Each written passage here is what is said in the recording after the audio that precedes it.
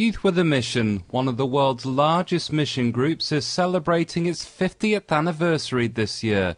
Started in 1960 by Lauren Cunningham, Ywam quickly became known for its radical pioneer spirit, and over half a century has produced an inspirational family of missionaries around the world.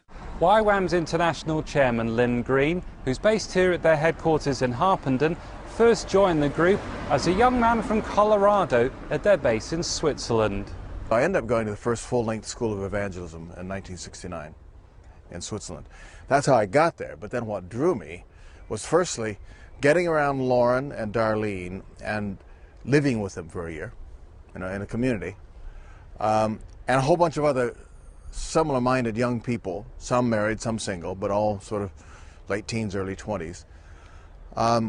And just a sense of God amongst us, Green says it's been an amazing journey over the past 41 years, working with this amazing family of workers around the globe, especially Lauren Cunningham. I think history will look at him as one of the guys of our era who had the biggest impact on the world.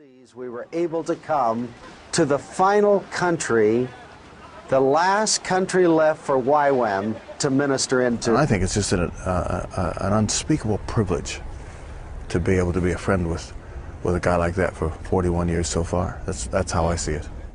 Another of Ywam's long-standing missionaries is Landa Cope, who first joined the team in 1971. Over the past 40 years, she's travelled to more than 100 nations, speaking to religious, political, business and professional leaders on the subject of what Scripture teaches us practically about discipling nations. I always have to chuckle at being the vessel God pours it through. There is no explanation to who I speak to and what I'm asked to consult on in my personal life. And no one is deluded about where my information comes from. They all know that the only thing I've studied is the Bible.